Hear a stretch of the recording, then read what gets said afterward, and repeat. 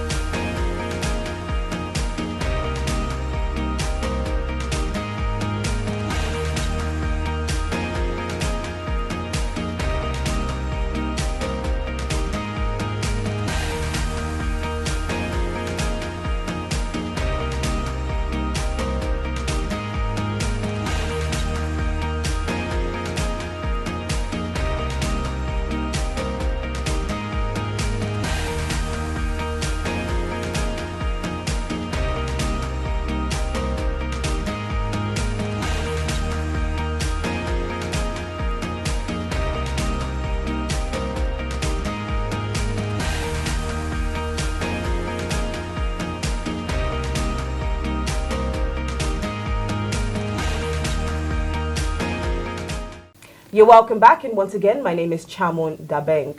Well, in a recently released November Federation Account Allocation Committee report, it showed that there was a decrease accounting to a 68 billion naira drop, meaning that there was a 9.2% decline within just a month. Now, joining me in the studio to have this discussion is political enthusiast Faiz Mohammed Ali and economist Bakari Majid. You're welcome to the show.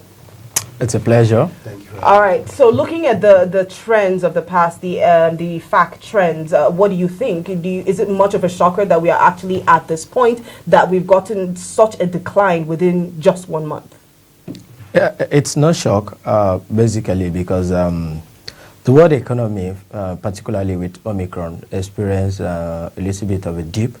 Nigeria is not immune to such dips, so because the major source of revenue as it stands now, because most times when we talk about FAAC, we just the oil market. So whenever you see any form of slight decline, you automatically feel it. So it's just a level of consistency with what you have globally. And because if you look at budget presentation by the executive, we always say that the global outlook poses a major or a significant contributor to what the real economy is. So, but there's no shock at that, because most times we always say it's that the time for the governors, for the states to get themselves out of total dependence on the federal allocation was yesterday. So today we're already late. Tomorrow could be very, very dangerous. It's dangerous in the sense that what is coming from FAAC, except from the major oil producers producing states like Delta, Bayelsa, Rivers, and maybe I've forgotten the major players there. When it comes to the other part, you see states like Ekiti State or Osun State or Cross River getting maybe about 2 billion or 2.5 billion monthly. So if you do a rough calculation like that, I'm not sure they get up to 15 billion annually. So if you now look at it very well, what's their budget? Their budget is always around maybe 150, 116 or thereabouts annually. So you can see that there is a major problem. So the only alternative thereof is IGR. How much are you generating internally to augment what is coming from there? Because what is coming from there is not significant and is most often subject to external variables that you do not have control over, because you do not control the price of crude oil. So we've seen it significantly that despite years of claims of diversification of the economy, you still realize that one of the two recessions that we've had in recent times has a correlation with a dip in price of the global markets, particularly oil. And secondly, whenever we most times that we've exited those recessions, they see a corresponding correlation between the local economy and how oil is doing. So basically, we're still oil dependent. So the states can't do more. So the idea of coming into Abuja every day, to come and share money is unsustainable and it's recklessness. So FAAC should not be the main source of revenue for a lot of the states, considering the level of potentials that they have. I really like the fact that you put it as claims of diversification of the Nigerian economy, because this is a discussion that we continuously have. We've had government officials come out and say, oh, we're trying to diversify, we're trying to, improve entrepreneurship, improve agriculture. They're talking about different sectors, but at the end of the day, you really don't see that growth in those sectors. I mean, is it a situation where Nigerians are just, feeling like, oh, because you have said it, then we expect to see a result at this moment, or do we need to give the government that time in order to grow those sectors? Let me ask you. Well, I think it's a combination of two things, really. One has to, in keeping with what Bakare said earlier, one has to look at the fiscal sustainability of each and every state. And the fact of the matter is, when you look at the numbers presented by the FAAC report, what you find is that none of the states meet the criteria needed for sustainability over a long period of time. They're all dependent on the federal government. I think the FAAC, if I remember correctly, measures based it on three indices: how quickly the states are able to repay their loans, how much they're able to sustain their recurrent expenditure, and exactly how much they're able to service their debt. Now, when you look at all three of these and score it over 100, I don't think there's a single state that scores 20, according to the FAAC. And that also means that the states themselves are cash-strapped, not only because they're dependent on the federal government for expenditure, but also because their IGR is very low. Now, why their IGR is very low is because so much of Nigeria's expenditure comes from outside sources, either domestic or foreign lenders at this point. Especially of recent, Nigeria has been in a situation where, because of the lower price of the oil market, we've been in a situation where we've been borrowing in order to pay most of our costs. Now, we've now come to a point where there's so much of an overhead cost that we're having difficulty paying the debt service. We're having difficulty with debt servicing versus what's happening in the oil market. I think oil has increased to, I think it's $80 a barrel versus the $54 a barrel it was in January, and yet for some reason we're still paying oil subsidies. I think it's risen at 488% by this time last month. And actually, oil was around $71 thereabout per barrel today. Okay, so when you look at the disparity between what we're paying for the subsidy and what it is that the budget deficit is showing us, that means there's a very large gap between what the government is able to pay in terms of deficit servicing and what it's able to allocate to the states. So I think one of the main reasons that we're in this situation is that there's too much focus on the federal government's responsibility to the states and not enough focus on what the states are doing themselves. The states, however, are also in a debt trap because they're too busy servicing their debts to focus on the issues of infrastructure and salaries and recurrent expenditure and especially investment, which is where they're going to be able to put their money in to see returns in the future. But when you're stuck servicing debt, I think at this point Nigeria's debt servicing is at 81%. 80, yeah. Yes, it's at 81%. It's very difficult to be able to service those debts and still grow the economy even on a local level. All right, so my next question now is, should Nigerians be bracing themselves for a rough 2022 at the beginning? We're already at a very, very rough part. There's no doubt about that. Because in as much as we try to look at it, states, most of them, have not been doing enough. Because with due respect to the federal government, they've really, put in place a lot of things that what you require is for the ability of the state to also augment it. So now, what are the mechanisms at the state level to actually be able to galvanize investment, one, and secondly, most importantly, be able to block leakages?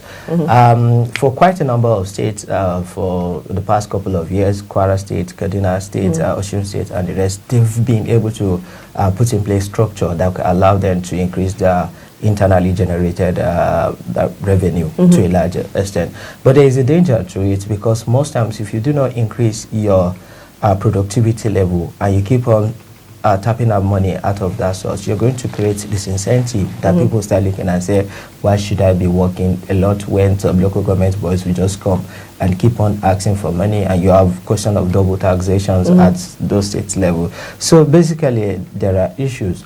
But at individual, at household level, there's a need to be able to increase consumption level at household level, because it plays a lot of role in galvanizing the economy.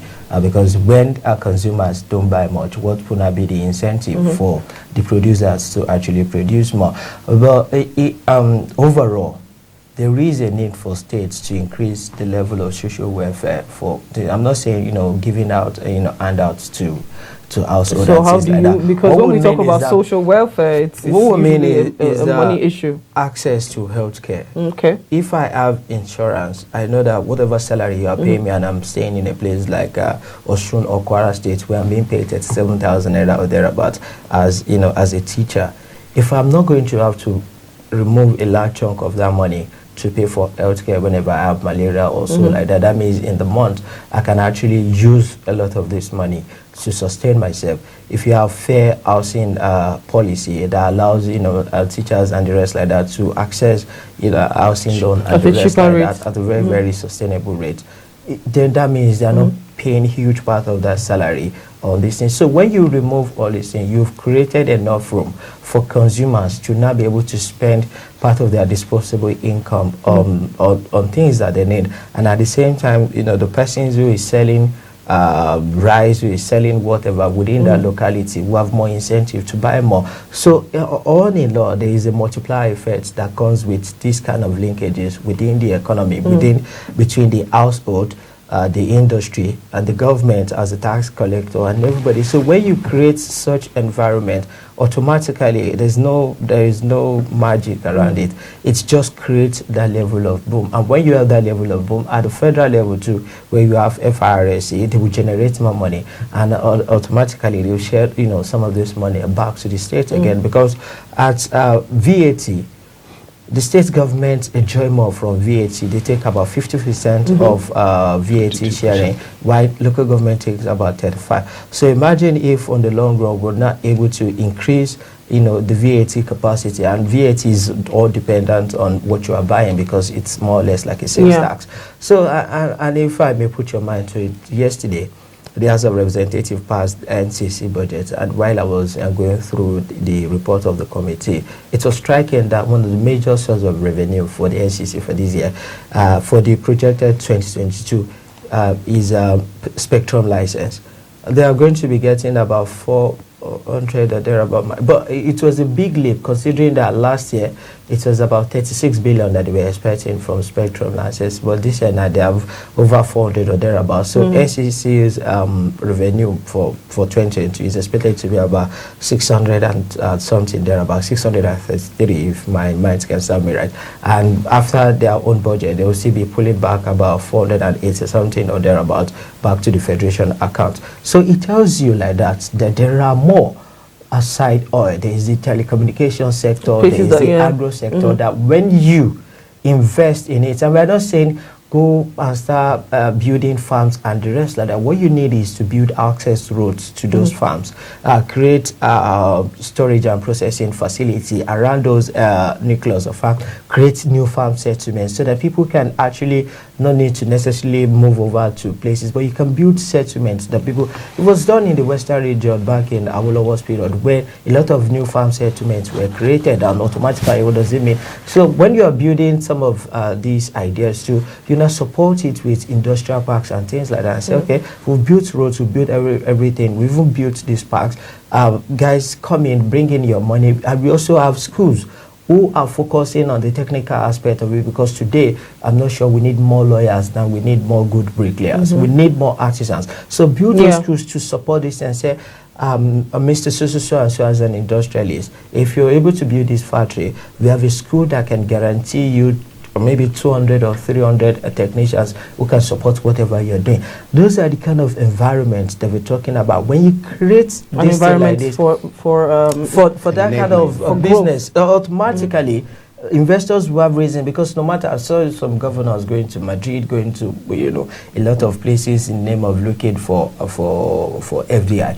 Nobody is just going to throw your money at you because he likes your face, he likes you say, because business, the motive for business is just to make profit. So if you are not going to be profitable, then nobody, it's just waste of transport, or they are going for tourism. All right. So there's been a lot of talk of the Petroleum Industry Act, and also the removal of fuel subsidy, which is supposed to also come with the implementation of the act. Now, part of the reason that was given for the drop in the FAAC allocation this month is because the government had spent a lot of money on fuel subsidy.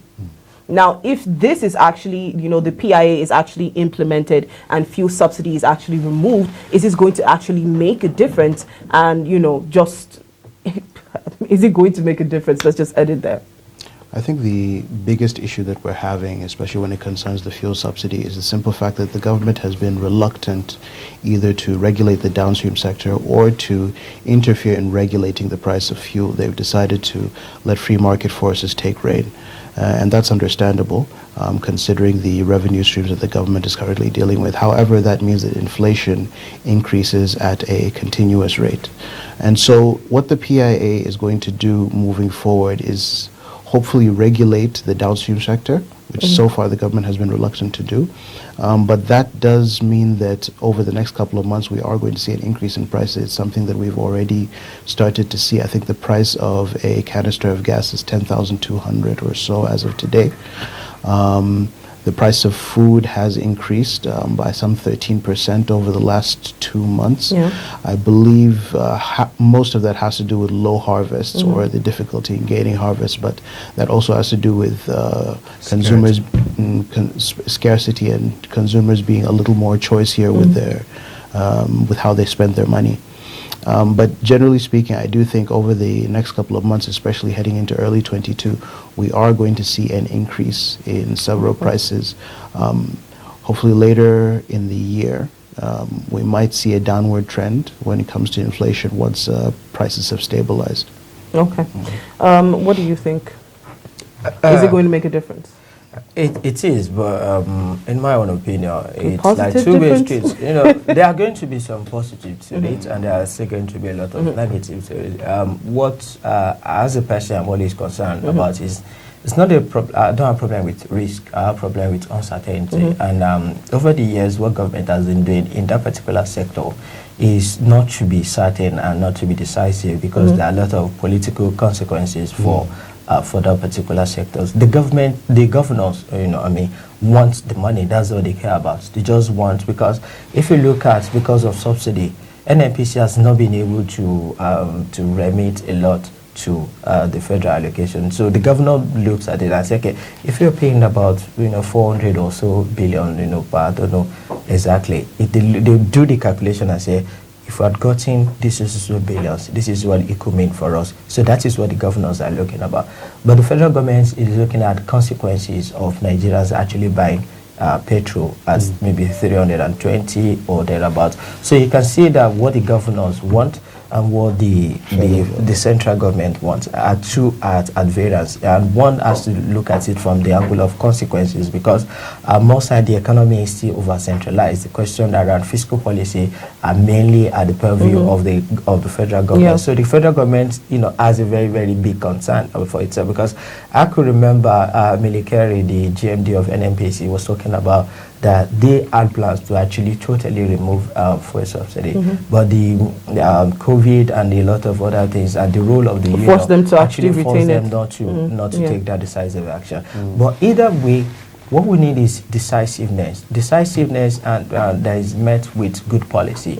And the next course of action should not be 5,000 naira to 40 million people, because it's not sustainable and it's not going to mitigate the consequences of fuel removal, because every single thing is tied to transportation today. Yeah. no matter how you look at it, whether big or small, then you now have a country again that is still, struggling with power. So a lot of persons, still depend on fuel for energy consumptions in their house. So the consequences are going to be huge.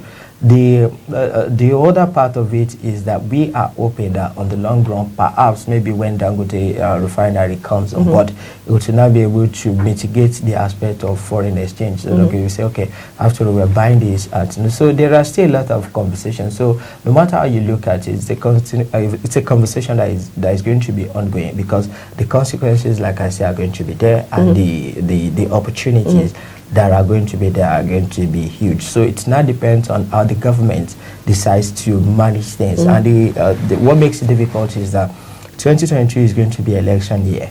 So there are going to be a lot of shift in policy, and the government, will start getting very, very careful about, taking certain actions or steps that could, make the masses to get angry, because there are political basically damage their. So by the time you get to the third and final quarter, every conversation will be election. So if you dare remove subsidy by September or by July, even within your party too are going to vote against you. So there are the political consequences attached to it. Governors, of course, if they say it's removed today, they will gladly collect the money and shout, and celebrate. And at the same time, they will go on TV station and say, Nigerians are suffering, you are removing subsidy. And because if I could recall very well, in Ngozi Okonjo-Iweala, he said is that the governors came to President Jonathan then and argued aptly for the need for subsidies to be removed. The then Governors Forum chairman then, Babangida Aliyu, said he was, the governors were there. But when subsidy was removed, all of them backed out. It was only the then governor of Edo State, Adams Oshiomhole, that said, but this was what we agreed on, so we should be able to share the burden of, of the backlash that comes with this kind of policy. So the political aspect of some of these things that we are discussing are really, really important. So, but inevitably, you cannot separate politics and economics, because at the end of the day, be it technocrat, be it politicians, they are still subject to the whims and caprices of, majority and minority, decision and things like that. But 2022 should be a good year. Hopefully, we hope so.